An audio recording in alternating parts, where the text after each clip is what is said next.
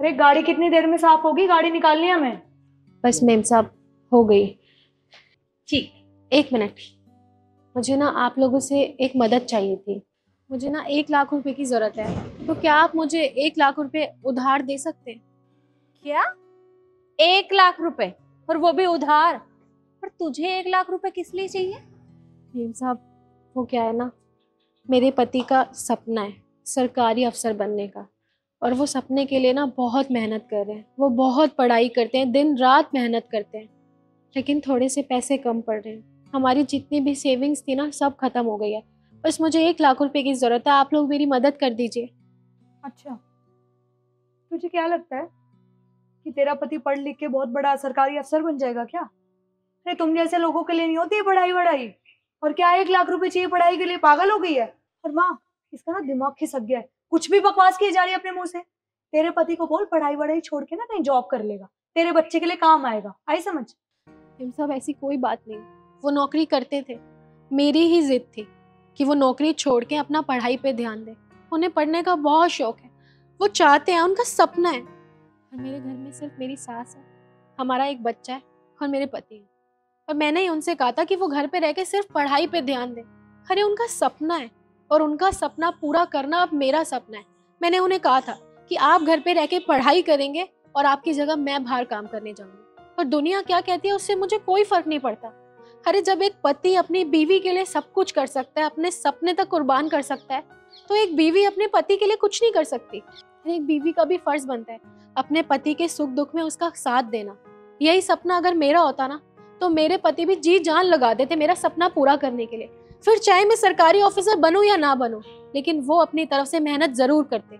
इसलिए मैं भी चाहती हूँ कि मैं अपनी तरफ से पूरी मेहनत करूं, ताकि वो अपना सपना पूरा कर सके। और वो तो भगवान के भरोसे है। और देखना, मुझे उन पे और मेरे भगवान जी पे पूरा भरोसा है, क्योंकि जितनी मेहनत वो करते हैं ना, मैंने देखा है, दिन रात मेहनत करते हैं, दिन रात पढ़ाई पे ध्यान देते हैं और घर भी संभालते हैं, मुझे कुछ नहीं करने देते घर पे। तो उनकी मेहनत देख के क्या मैं उनके लिए मेहनत नहीं कर सकती? बस मुझे इतनी सी मदद चाहिए आप लोगों से, बस मुझे 1 लाख रुपए दे दीजिए। मैं खुद आप लोगों को वापस करूंगी, एक एक पैसा वापस कर दूंगी। अच्छा, हम तुझ पे कैसे भरोसा कर लें कि हम तुझे 1 लाख रुपए देंगे और तू हमें वो पैसे वापस कर देगी? हाँ, हमारे पैसे लेकर भाग गई तो? मेरी मजबूरी है, और मेरे पे भरोसा कीजिए, मैं कहाँ जाऊंगी? मैं आप लोगों को सारे पैसे दे दूंगी। वरना आप लोग जो मुझे महीने में पगार देते हैं ना, आप उसमें से 5,000 रुपए रख लीजिए।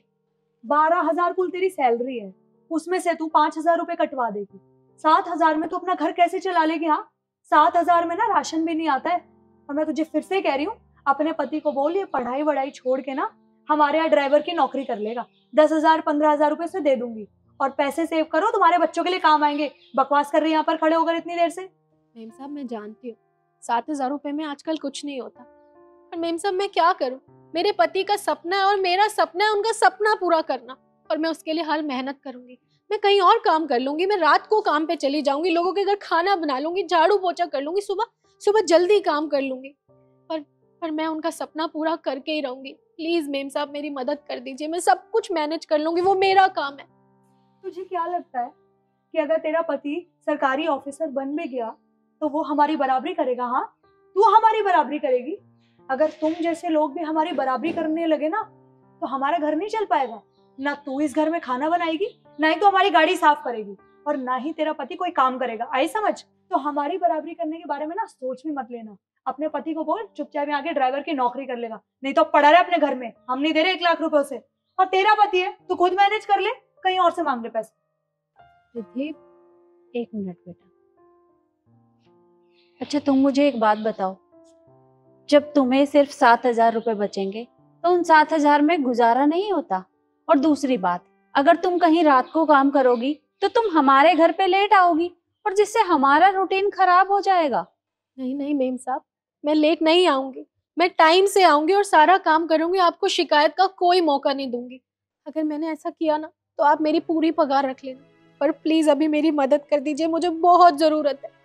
अरे पर 1 लाख रुपए बहुत बड़ी रकम होती है, तुम कैसे लौटाओगी? मेम साहब, मैंने आपको कहा तो, आप मेरी पगार में से काट लेना, पर प्लीज मेरी मदद कर दीजिए, मैं सब कुछ कर लूंगी। अच्छा ठीक है रिद्धि, बेटा अंदर जाओ और 1 लाख रुपए ले आओ। अरे माँ, इसकी बातों पे क्यों विश्वास कर रहे हो आप? नहीं देगी आपके पैसे। देखो बेटा, अब ये हमसे मदद मांग रही है तो हम इसकी मदद तो कर ही सकते हैं।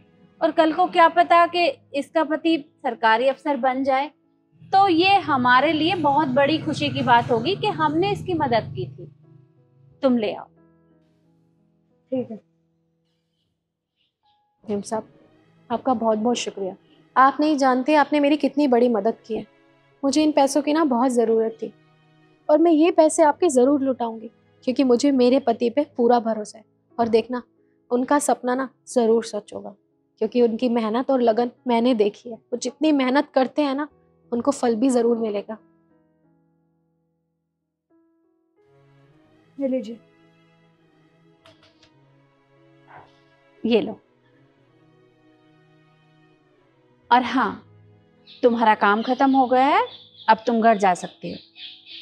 जी मेम साहब।